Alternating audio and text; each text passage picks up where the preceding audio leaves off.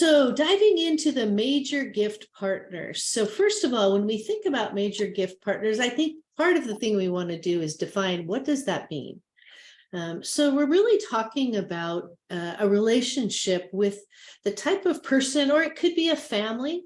When I say family, it could be like a family foundation, but people that are intentionally planning their giving, and they've identified that they have an interest that is similar to what you're doing. And so they look at that and they think, all right, I'd like to contribute significantly toward helping this continue on. So typically major gift partners, they have major gifts that they want to make a difference in the work that God's called them to do. And so through this relationship, they become increasingly interested with partnering in a way that your work in specific ways, things that they might have on their heart or things that would help make you more sustainable, to be able to fulfill their desire to steward the gifts God's given them. And that's what's really critical, is that this is about an authentic relationship. This is not just about getting big money from an individual that has it and kind of figuring out, trying to stick a round peg in a square hole and just make it happen. But it's really identifying their interest and identifying, what is it that, how do you build a relationship with these people that says, yeah, I care about you, I care about your family, I care about what it is God's called you to do with the resources God's given you. Even finding out what are the challenges or the situations that they are facing that, kind of get in the way of life. And then also it's about sharing opportunities for how God is moving your ministry to see if there's a good fit.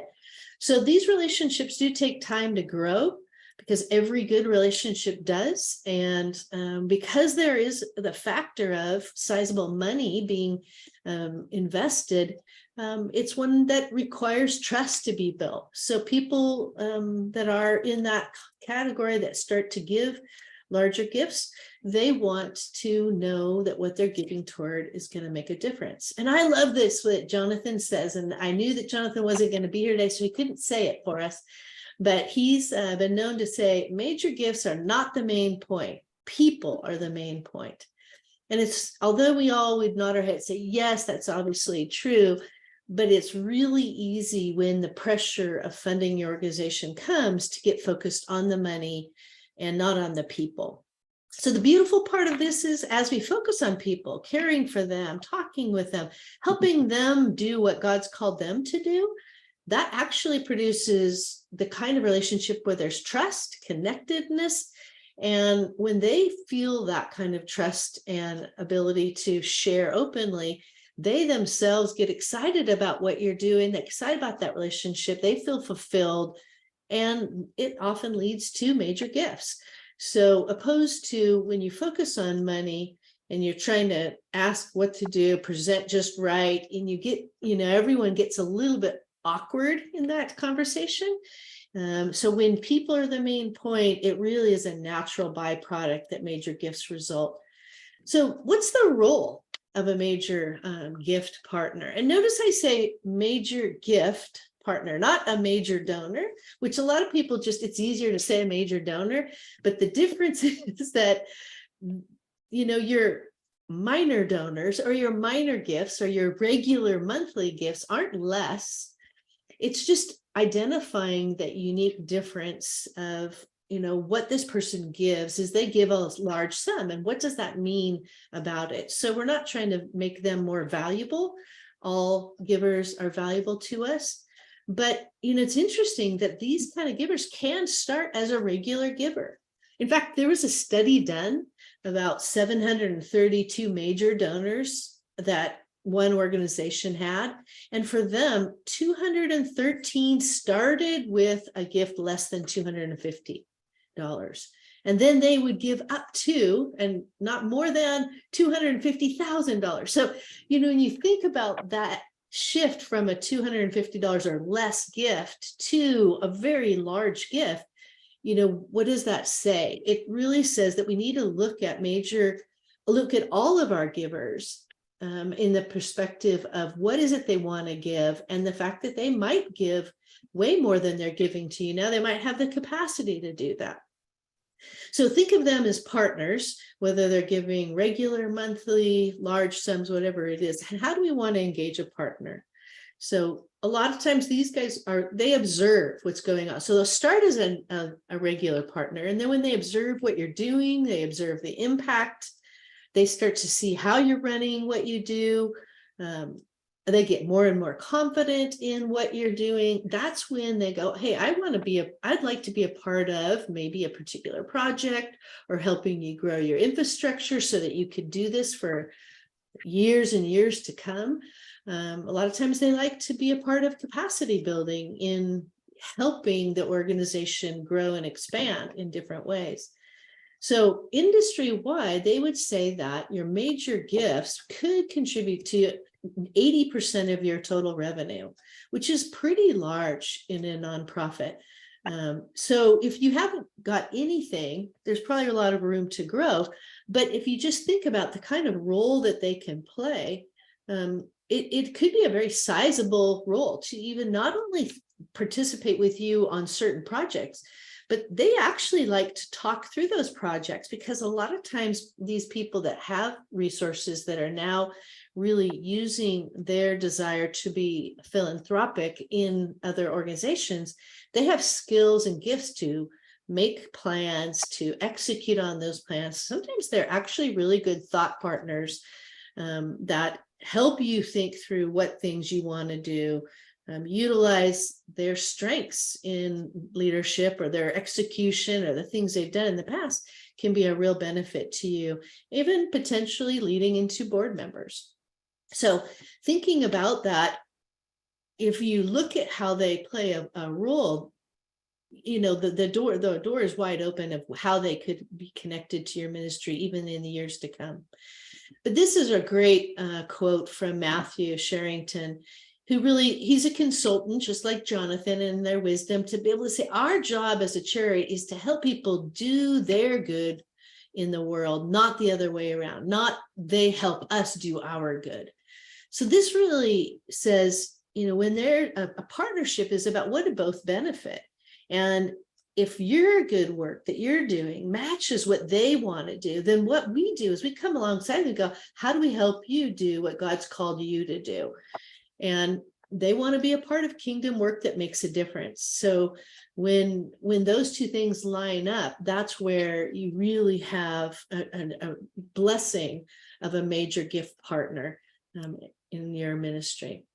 So what do they think about? So let's just try to jump into their head a little bit in thinking about what do they care about? What do they think about? Two basic things I'll touch on here is they're looking for effective ways to make a difference, because most of the time they have resources. They're good at stewardship. They care about stewardship.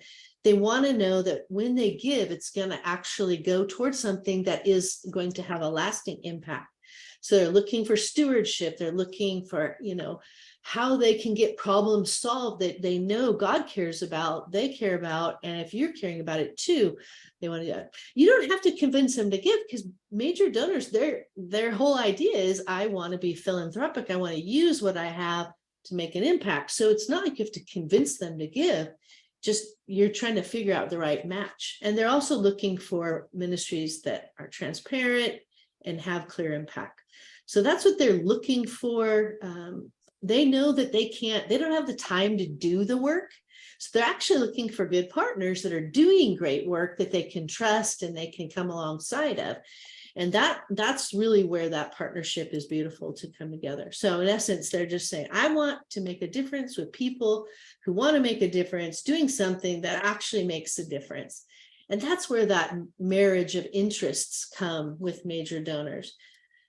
So thinking about that, what are their priorities? So they're looking for an aligned, compelling vision. So you do always want to talk with them about why you do what you do. They want to see you as a leader. They want to know you're a competent leader. We believe you are. So it's just, and competent doesn't mean that you have skills out the yin yang. It means that you are obedient to God, you're following him. That's why this idea of being a Christ-centered ministry matters so much to the donors that we have been working with, because a lot of them are family foundations and major gift donor type people.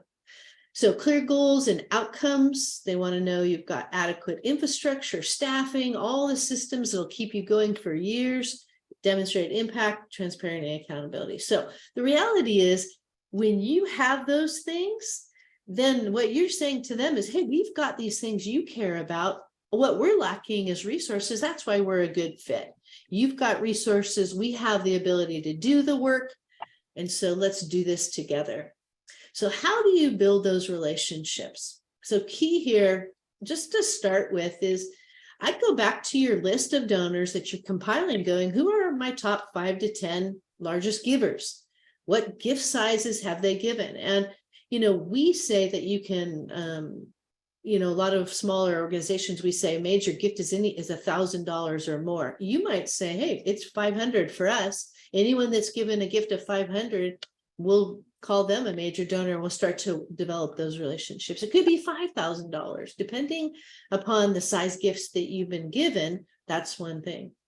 Another piece way you can look at it is in terms of wealth capacity or generosity capacity. And I know that Renee, for you, the Bloomerang has indicators for both generosity and wealth, which is really great. They've done the work for you to identify people that may be giving only $250 or even $100 a month, but have the capacity to give way more. And so can you identify that? And I wouldn't just limit it to those factors, but even thinking about who are some of those people who are very invested. Maybe they're volunteers and givers, maybe they're board members and they're volunteers, but who seems to be super invested in you that you want to take the steps to initiate and build the kind of long-lasting, authentic relationship that might develop a major gift partner. So identify a handful of people that you think God is directing you to build that deeper relationship with, to share more about where you're going, where you're building, and start connecting with those people and figuring out how to relate to them.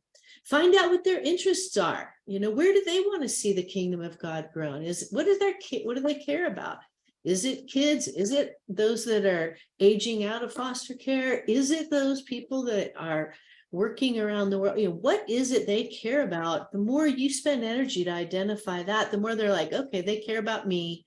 They care about what I'm, and sometimes you find yourself saying, hey, there's another organization that I really recommend you getting to know, because they're doing more of what you have on your heart. And from a kingdom perspective, I believe God honors that. So you direct people according to their heart. He'll direct other people back to you as well, and he will provide your needs. But so provide opportunities then to talk to them and say, let's have a lunch. Let's go to sit down and have coffee and share with them in greater detail. And I would say, always leave something in their hand.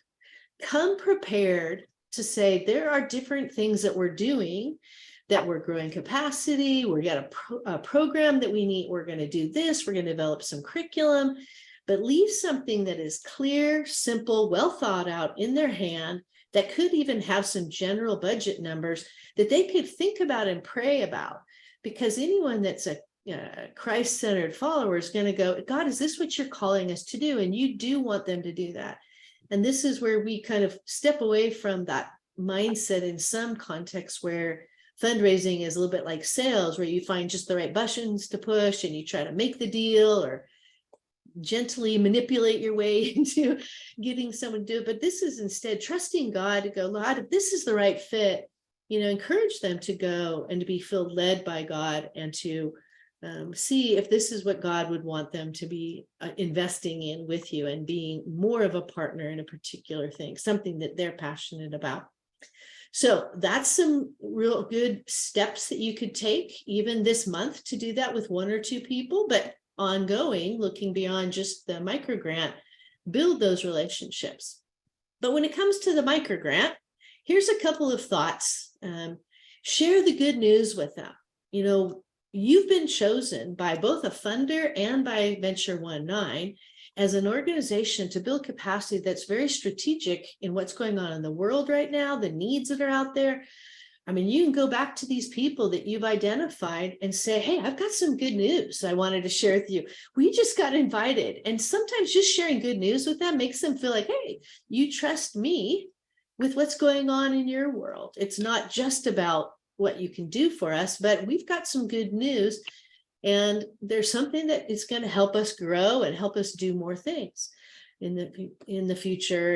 And going from there, being able to even consider this is you being prayerful about who to invite to participate in the opportunity. So let's say you've identified 5 to 10 different people that you want to build that kind of a major gift partnership relationship with. You share with everybody the good news, but then prayerfully consider maybe there's only 2 or 3, maybe there's 5, maybe it's all of them. You want to invite them to participate in this with you. And so, as you consider, for some people, I'd say, think about the timing. If you know what's going on in their life, if they're fighting, maybe one of their kids are struggling with, or a spouse is struggling with a health issue, maybe the timing's not right to ask them. That would hold you back. Maybe it's the right timing for that. Maybe God's nudging you, or maybe God's saying, not right now. You don't even know why, but being sensitive to that, then you can go and set up a meeting and begin to share about what this is and how they could partner with you to increase capacity. Because this isn't just about increasing capacity in the programs, which it is, because you have a non-consumable that's going to help you 2 to 3 years later. They love that. But they're also saying you're building other donors. And the one reason that major gift givers like that is because in a lot of ways, they're not wanting to just have to give big gifts all the time. They want to see you build capacity with other donors. And so particularly if someone gives 100,000, 250, they don't want you just leaning only on that. They want to see you build capacity. So this grant does both of them. So I would say, clearly explain what this is, show them what you're going to do, what you're working on. You could talk even about how you're going to go about it, and then give them some time to pray and respond to you. Now, I wanted to jump into one thing about this, even though next week we're going to talk about some of the messaging of this. Here, I just want to give you an example of what that messaging could look like, and we'll dive into this more next week. But I loved this. This was the first year we did microgrants. One of our first people out of the gate sent this to one of his major gift partners. He said, hey, I've got another fundraising opportunity that could be a good fit for you. Now, he had this relationship already. He kind of knew what he was interested in. So simple, clear, sent this email. In fact, it would leverage your gift by 4 times in the first year, and then keep producing revenue above and beyond for the next several years, so we can create more mentors for kids who desperately need them. So there's increasing of funding that's going to happen long-term, and we're going to have more mentors. So he brings in areas of interest. You sound too good to be true. Would you be willing to learn more? Consider this opportunity. If you have time the next couple of weeks for a phone call, I can share it with you in less than 10 minutes. I mean, this email exudes awareness of what this major donor's life is like. Well, I even said major donor, major gift partner, who their life is like. Busy, what they care about, mentoring kids that need it. They care about sustainability. Boom, there's an email, set up a meeting to sit down, have more, handed him something, and he partnered with him. So just a way of thinking, this is the kind of thing that major gift partners love. I mean, taking your gift and making it quadrupled over the first year. Love that kind of messaging. So thinking about that, that's good. Now, just a couple of warnings. Jonathan did a training in 2021 that talked about 15 common mistakes. We're going to touch the top 3 here. And those 3, let's see. DJ, did you have a question? I got you.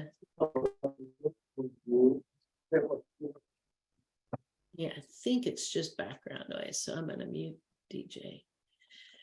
Okay, so top 3 mistakes: focusing on money more than the person. I think we've hit that. Talking more than you listen.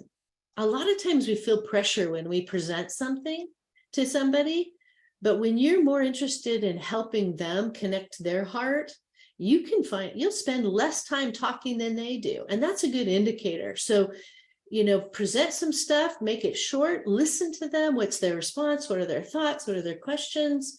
Find ways to engage them. And then, sometimes knowingly or unknowingly, hopefully unknowingly, manipulating.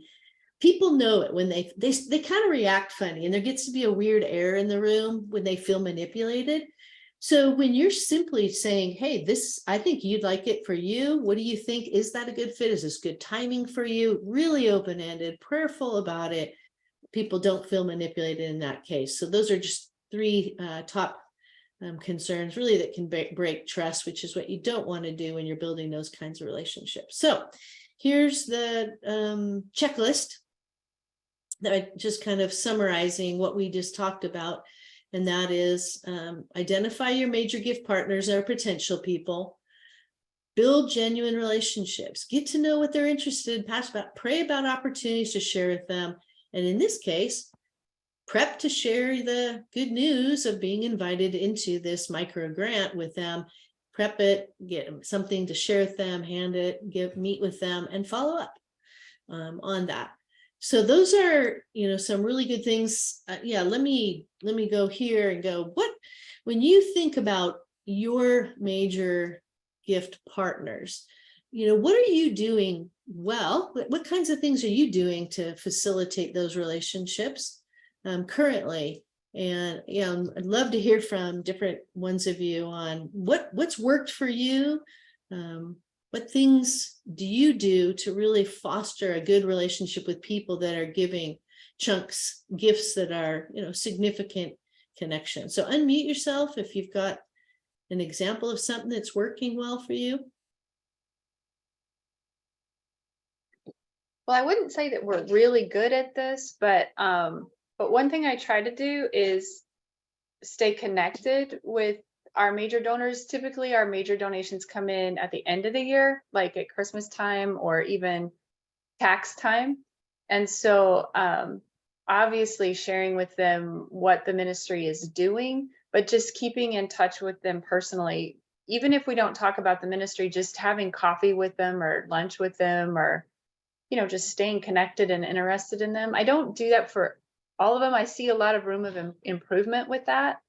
But that is one thing that I try to do, is maintain that relationship, I guess.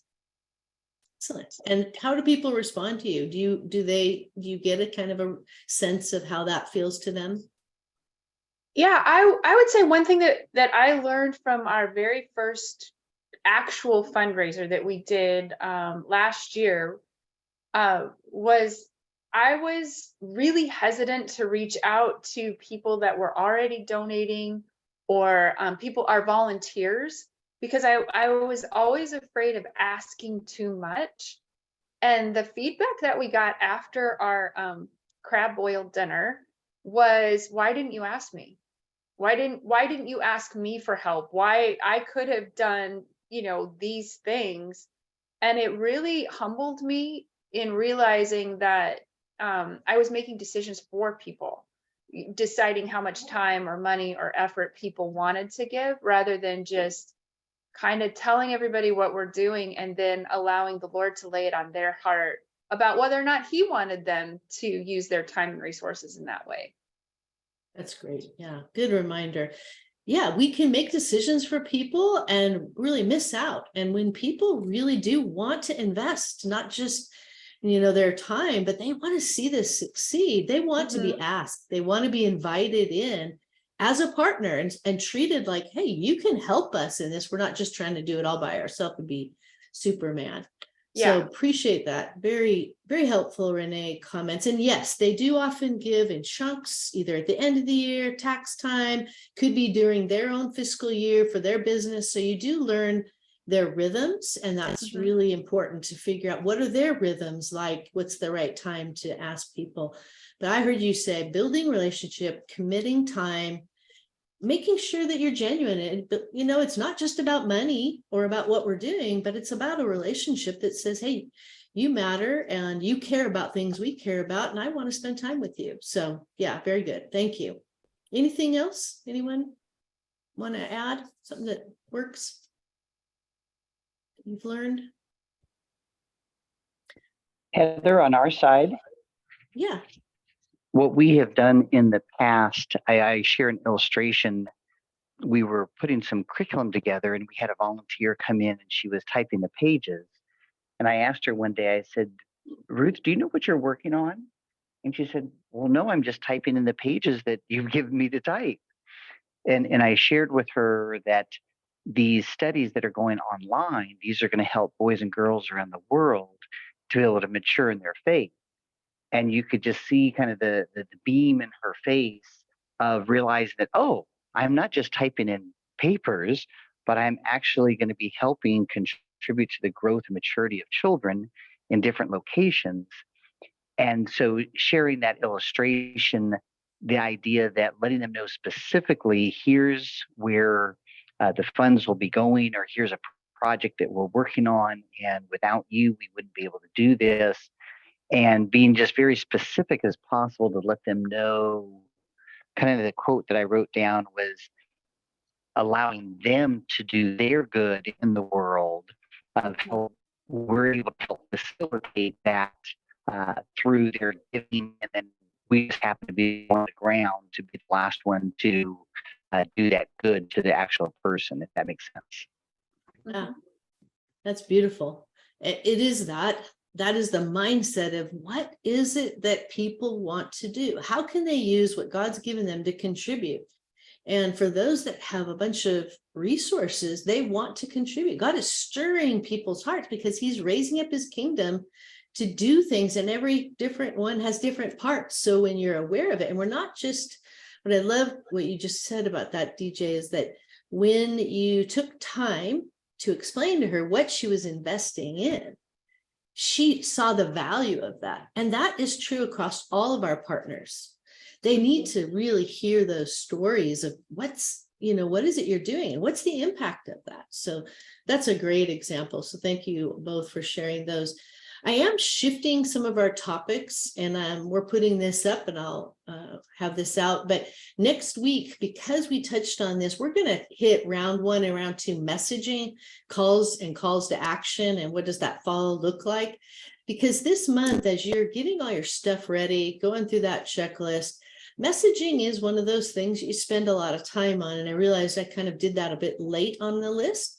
And then we'll look at how do you take the messaging you're developing and create a communication plan that says, okay, we're going to send these things out and these things out, and when you're going to do all of that, and then look at giving pages the end of the month. And then we'll talk about the post-giving communication in early September, given you may be doing asking and people may be making donations on your giving pages, and focus on that with accounting. And we'll have another guest speaker with that accounting. And then getting into this, we'll get ready in round 2 for really looking at multi-channel communication and how to use peer-to-peer. So I've seen a number of folks really talking about how am I going to use my existing donors to even widen my network of people that have never heard of us and don't know us, because sometimes that is one of the big challenges to do that. So we're going to make a slight change on that. Good. Okay. So major gift partners, really incredible way in which to start off the micro grant and treat people that are helping create a match. That's what they love, is like matching really makes a difference, because they're building capacity, they're taking their gift that they're giving, it's multiplying it, and you're going to have longevity of those other donors. So it's a great way to use to approach people in that round 1 ask of that $2,500. So now looking at monthly donor programs. So this really is focused on more of round 2, but it takes a while to build a good one. And to start with, things we talked about last time was, what does it look like to name it? So we're going to look at the ABCs of monthly donor programs. And these 3 different things I'll be focusing on. One is attracting everyone, 2, be building up impact and benefits to giving monthly, and C, creating community. So jumping into that, when we talk about attracting everyone, this is like, one thing is giving it a name, something that is relatable to your work that catches an eye. And DJ, the idea for you, especially with Game Life, to be able to say game changers, oh, that just popped. It's just a great example of a name that draws people's attention and goes, I want to be a game changer. I want to be a freedom partner. When you talked about IJM, those are the kinds of things that people say, oh, I want to do that. And I love it. Gosh, maybe you guys remember his name, Jonathan Wood, and for some reason, his name just escaped me, but he's famous for saying, people like this, people like us do things like this.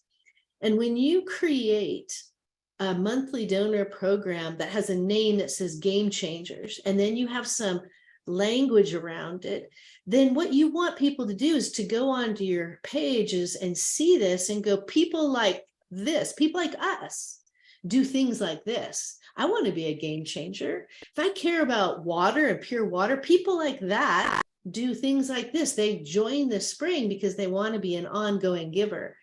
So you're trying to create this image, which can be both visual and in writing form, that people connect to it and they go, people like us do things like that, because it's going to make an impact. So you want it to be visible, prominent, related to your work.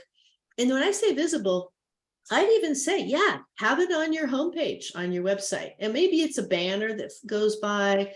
Maybe it's on your navigation bar. It's not just said donate, because donate is one of the most passive, very transactional word is donate. It could be, give, partner with us. But you could have your monthly donor program as a drop down, hover over a second button, become a monthly partner with us. But something that is very visible, even when people first see it. I'll use an example in here a little bit later. It talks about a pop-up, where you pop up that invites people to be a monthly donor program, a monthly donor with you. Social media, signature lines. So this is one thing that I would say Nicole does a phenomenal job on with her Feed One program. You'd see this on every single email. Is an invitation to join Feed One. $28 feeds one family. And so click here to become a Feed One partner. That's on every email that goes out. So it's making it visible, making it prominent, using visuals, videos, quotes. I mean, you can use donor quotes. I've seen people do that very effectively. Quotes from volunteers, why, they've volunteered and now they're also joined your monthly donor program. So just attracting people in sharing why they want to be a partner, but giving it that prominent visual location. So this is the spring. I love that they have a dedicated giving page. And hopefully you have the capacity to have not just one giving page, but on your website, you could have a dedicated giving page for your monthly donor program. So here you can see that they have the visuals, they talk about the problem. There's 703 million people drinking dirty water. Definitely, if you care about that, you're going to be drawn to this. And then there's their invitation is in bold, join the spring, our monthly giving community, and you'll bring clean water to families around the world each and every month. So you're making a difference by your ongoing. So it's a very simple wording, but they've got an array of very low from $10. They've highlighted their preference of $20 is what pops up on their giving page and it says join today. But there's all kinds of options. And then you see people from all over the world. You know, you can't click on any of those things to distract them from actually why they hit this giving page to give. But you can see the problem and people wanting to join and do something. So a dedicated giving page is a great additional piece to make it visible and to keep it in front of people. Messaging, when, you know, this is from the A team, it's one of the groups I said to look at. I love that they say, when you join our elite team of monthly partners, you transform the stories of people with disabilities around the world and open holistic doors of access. And that includes, and notice they don't put, what they don't put is a dollar amount or they're saying what you're doing. It includes education, healthcare, community, buildings, relationships, and employment. So they're saying when you give to us $20 a month, you do all of this. Sometimes we try to get too prescriptive. We go, for $50, you can do this, and $100, you can do that. But when you do that, if somebody really is passionate about the thing you have under 100, but they can't give, you create what's called donor disappointment. And you don't need to create any kind of obstacles for donors. You want to create a joy that they can be a part of doing all of this. So when you join our team, each person gives what they can monthly. Together, we make this kind of a big impact. So list all the things that you're doing when people give regularly, they're helping you keep that going and give them credit for being a part of all of that. So you're enabling people to do what they really want to do with whatever they can give. That's the messaging you really want to get across to people, is like, we can do more when we do it together, not just individual. So you are saying every gift matters. You know, you want to make an invitation to people that says, you know, for as little as, now this is the same, this is the spring, but you can see this is their pop-up. So I go to that website page, $10 was their minimum. Look what they did. They made a pop-up that said every gift matters for just $5. So they actually went down a group and they thought, okay, let's test this. If we do $5, will more people jump in?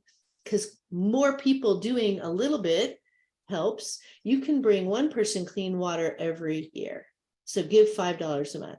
So what is the impact even if you do less? So they created this pop-up, says we can do more together. No gift is too small, but you don't ever want to give a limit on the upper end, you know, to say you can't give $100 or $350 a month. You can. So you always want to have the option or another amount. So, you know, this is something that when you talk about it, you want people to know every gift matters, and you can keep that invitation very wide. I've heard a couple of people talking in the microgrant program that they are planning on using their current monthly donor group, their community, to help this campaign of bringing in new donors. So if you do have some people, even if you don't have a program, one of the things you could do is kind of do a kickoff of the new program and say, you're part of our founding group of our monthly donor community. And I do like using the word community externally. I'm saying program to you because you're building a program, but it's a community. Come, you know, you're a part of our monthly donor community that's helping us accomplish all of this. You can help us bring in new people in this next campaign because we have a match that's going to give us double the amount for those people. Would you join us in doing that? So you can invite people even to help you say every gift matters, no gift is too small. So make it attract everybody, make it accessible, make it visible, build up impact and benefits. So people do need to know, you know, can this actually make a difference? Can $5 a month do anything, really? Well, not a lot when it's by itself, but when $5 contributes to what everyone else is doing, we're just moving this forward. So help people see themselves as a part of a team, that they're partners, they're champions, they're doing something that's lasting and ongoing when you do it together in a community. And when that's said ongoing, it says you're making a difference month after month. You know, this idea of subscriptions isn't new. I mean, a lot of us do things by subscription now. most of us, it's because we don't want to pay the big chunk once a year. But when you're doing something that is a giving, you can actually make a difference on an ongoing rather than just having to do a one lump sum. And for a lot of people, that makes it really accessible. So sometimes you have to break that down and say, if you give in a gift, and you can segment your communication for people that have given 100 or more or less in a year and say, if you've given $100 or less, even if you give $10 a month, you'll be increasing your giving overall, and you'll be helping us month to month continue to do this. So you can break that messaging down for people to help them see the impact that they're making, basically giving the same gift, asking them to do a little bit more, but having a long-term impact. Give your monthly donor community credit for the transformed lives. Your help, every win you have, tell them you're a part of this. Every win you experience, give them some, I don't like the word credit. I really wrestled writing the word credit because I'm like, we want to give God ultimately glory.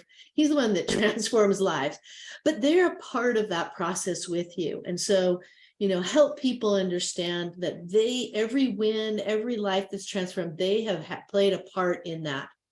Share new ways of touching lives because of being fit. So if you're doing something new, a new door open or a big win happened, make sure they see that, hey, this is now something new that we're doing, you're helping make happen. So this is, again, partnership said, hey, good things happen. We want you to know because you're the group that's making this happen on a regular basis. So this is some things you can really communicate to them. And, keep highlighting impact stories, donors, participants, anything. What's the ongoing impact that they're having? So, once you have a donor program, keeping that information, even this could be your receipting, for people that are your regular people, that your receipts go out and you say, hey, this is what happened this last month, or this is a big win that's happened. You don't have to write a new email. You can just insert it even into some of the emails that are automatically going out for you. This is brand new. Jeff Chump was a ministry leader that was a part of our microgrant last year. And remember, I said that some leaders they learned something and now they're doing it on their own. And Jeff did a big overhaul to what his monthly donor community was called the Block. And they work downtown in Phoenix with kids, and it's focused on a square block, a city block, reaching people in that area. And so his community is called the Block, and he just had this posted, I think it was on Facebook that I saw it. And so he's got himself not a monthly donor match, but he's using some of the merch that he has access to. And he says, to the first 5 new monthly donors that are $25 or more, get a free Aim Right hoodie or sweatshirt of your choice by joining and being a monthly donor, which I love because you're saying, hey, you're part of our family. We want to reward that. He's got it. So there's a little motivation to take action. But it's also free advertising, you're promoting it to other people. Watch out, though, you might have some of your current people go, if I increase mine 25, can I get a t-shirt? But it's, it can be as small as stickers. I think I showed you last time, I've got a sticker here and they just sent me actually a brand new sticker because I've been with them for a long time. So I got a new one that says, make hope accessible. It's just things to be able to say you're part of us and you're reflecting it. So stickers like that could be 50 cents. Jonathan, he gives away free pens.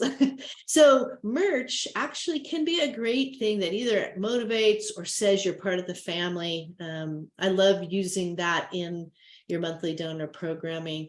One group actually sent out a kit to their new monthly donors when they kicked this off, and they had a theme that was kind of around spies. I can't remember the whole detail about it. They sent out a little kit that was really low cost, but to the people that they were trying to reach, I think it was first 25 new donors, they sent out this kit, and it was really cool. People responded very well. You do want them to know this is your preferred option for giving. And so here's some language around how do you help people know why giving monthly is helpful? Now, if it's not your preferred, it just is an area to grow. So if you have a number of monthly donors, you want to grow your major gift partners, that's fine. But the benefit of this to you is that I think this here says long-term impact. Your monthly donation allows us to take planned long-term approach to how we do our work, right? It's instead of just getting those big gifts at the end of the year or in April, and then you're trying, October comes around and you're just like, I have no money. This helps you have that planned approach for really budgeting cash flow as a leader. And so as a monthly partner, you work side by side with us. See, this is the language you want to use, making long-lasting improvements to children's life. So this is what's actually on their website, some group, I don't remember who I took this from, on the bottom of their dedicated monthly giving program page. And they talked about beyond handouts. The community where we work are not looking for handouts. They're working toward lasting life change. The women's support groups are just one of the great examples. So again, they're saying, here's one program we have, you're helping us in that. That's one great example of this life-changing work that your monthly gifts make possible. So it's talking about even a theology of doing more than just handouts. We're not just giving money away. So they're even talking about the importance of that. Cost-effective monthly giving means low administrative costs, which means that more of your money goes to where it's most effective for lasting change, which results in reducing child illiteracy and breaks the cycle of poverty. Great, well thought out from the donor's perspective. Why is this a good option? So good things to be thinking about and all that. All right, C is for community. And when you think about how do you create community when they'll never meet together, they're never going to have a big party. You might then have a banquet and invite all your monthly donors to it, and then they'll be face to face. But generally speaking, your monthly donor program, these are just all people that wouldn't ever meet anyone. But some of the things we've already talked about does help build community, like merch, or when you have a donor impact story that you're sharing. But this idea of you're invited to something does, it's like most of the time we're invited to what? To a party. We're invited to come and be a part of something. And so expressing to others, you want them to join you and the team. That invitation says there's a community here. Together we can do more. People like us do things like this. We can make a difference. So using we language versus you language. I know a lot of donors talk about you language, but when you're creating a community of monthly donors, you want to use the we language. Belonging, to say you're needed, you belong with us. So you can still use you, but it's like this you come and be a part of us. And so that is, it's sharing with people that there is a real community that you're trying to create. And I mean, be creative with it. Creating community, there's lots of beautiful ways to do that. And I'm always looking for great ideas. So if you come up with one, hey, send me a quick email, text, send it out, because the sky is the limit, and God is giving us always new ideas. So again, back to the spring, some messaging, about being a passionate group of determined. This is on one of, not the one that's current, but it was a different one. A passionate, determined group of monthly givers that's on a mission to end the water crisis in our lifetime. Wow, that says people like us do things like this. If you feel that way about it, so people like you from more than 100 countries around the world are giving anything they can prove they can to prove how unstoppable we are when we work together. So there's just a lot of we language there that says, we're doing something, come join us, be a part of this community of monthly givers. So love this idea. It's very attractive. People like being a part of something bigger than themselves. So monthly donor program checklist, attract everyone, name it, make it prominent, make it clear, make it inviting, use visual images in that, videos. One of the things I saw someone recently do is they actually created in their beneficiaries, they asked them, to create a video where they and just yell, come join our team.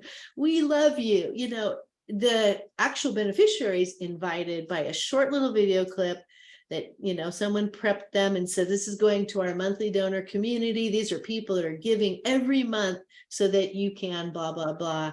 And so they did a quick little video that just invited them in. That may work for you, may not. It could be an individual person saying thank you to that, but share the benefits and the impact, create community, invite everyone to join you, make it easy to join, share the joys. You know, those are the simple things that really build the kind of a monthly donor community that will be lasting. It's not just transactional, it is building champions that will likely last for quite some time. So that's the checklist. You know, I'll put this back up to you. We said this last time. Is there a difference between having a reoccurring monthly gift option and having a monthly donor program? I hope by now you are having this resounding yes. There's a huge difference between just having an option to check it, which people don't, you know, maybe there's nothing really drawing them to necessarily do that. But you have a lot of room to really influence that by the way you message a monthly donor program. So let me ask you, what ideas have this kind of created for you about building a monthly donor program, a community of monthly partners? And I want to say right up front, we are not intending this to be overwhelming. I'm giving you a lot of information for you to pick and choose from. So what is it that kind of is stirring in you? Go, this fits us. We'd like to do that. So yeah, Renee, you're unmuted. Thoughts? Well, it's not overwhelming. I am super excited that I'm going to be able to go back and listen to this again so that I can get all of it. I'm taking notes and realizing, wait, pay attention because I can go back. But I love the idea of creating a team. And this is so timely for us because up until now, the team has primarily been my husband and I and our kids. And then some members of our small group, some of our church family has started to come in and be part of it. But we've realized that if we don't expand our team, it's limited to us. We went on vacation as a family this year, and when we left, so did the ministry. And so and we don't want it to be, we're not trying to be controlling. This isn't something that we own. This isn't ours. This is God's. And so I think just having all of this information on how to find other people that are passionate about the kids we're passionate about, and then relaying to people who may not even, the other part of it, I guess, the second part that I came up with today or that occurred to me today was there's a lot of friends that I have on social media that are concerned about what is going on with the children in our communities right now, with their children, with just what's going on socially. And if we message this in a way that will allow them to now have a way to deal with some of their frustration and concern. Like, hey, we get it. We understand. We're concerned too. Here's what we're doing. You want to come be part of what we're doing. We feel like this is an answer long-term to change the direction of our country and, you know, and what's going on with our kids. So without being manipulative, of course. Of course, yeah. Love it. Yeah, you're seeing the power of community team and inviting people into that in every aspect, from volunteers, people doing stuff with you, monthly donors, and communicating what we're doing and find out who cares about that, who is stirred up by that, and giving them an opportunity to be a part of doing something. Because a lot of times people do feel hopeless. They don't know what to do. They don't know people they can trust that are doing something. And how do I contribute to that? So yeah, the messaging of this is really powerful to help people feel empowered. They can do it. You can see that with the spring. People are feeling like we're going to, in our lifetime, deal with this issue. And there is a lot of stuff you're dealing with, each of you, that is current, really important problems that we want the church to be the ones responding. And a lot of people Yeah. just don't know what to do. They don't know that you're doing great work. So great. Excellent. Anyone else? Ideas about building a monthly community of partners? Heather, quick question. Have you ever seen a group create like a Facebook group to kind of create that community of the donors, or do the donors want to stay more anonymous? What are thoughts on that? I think it really depends upon your donors. I mean, I have not seen, well, I've seen communities, yes, in that area. I would think that it could be a natural outflow of communication with your donors and finding out what do they want more of. It could intimidate some and keep some from coming if they feel like, oh, I have to add another thing to my list of stuff and I'm going to feel guilty. Right, People that's the are so concern. ridden. Yeah. So I'd wait to, I mean, if you get this feeling of I can do, all I have to do is give $5 a month, $10 a month, $20 a month, whatever, I can contribute what I want this way and look at the impact I'm making, then respond to, and people are starting to say, what else can I do? And that's where calls to action are going to be a part of this, because once people are engaged, you don't want every call to action to be about money. You do want calls to action to be about, hey, we've got volunteer opportunities. We've got this thing happening. Oh, hey, we've got, a Facebook community that is talking about these problems and we're looking for solutions. So I would make people who want to give financially, make it simple and easy, and then create calls to action that people can click that they go, hey, I want more. And so we'll talk a little bit about that in the upcoming months or weeks about calls to action, but it's a great idea. It is a great idea. Yep. So the idea of keeping it simple, making it so that it's an invitation, really important.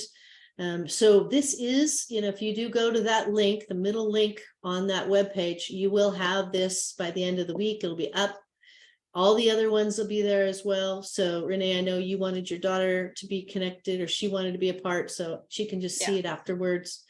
Okay. The same thing with board members, or even, if you engage a major gift partner that goes, hey, I'm interested in more, you could also send them to any one of these trainings on here. So if someone's on that partnership side that says, I'm really curious about this program, I'd like to know more, don't overwhelm them, but you can utilize this website in that way if that would be helpful for you. And again, just a reminder, we are shifting some of the topics, just so you know what those are.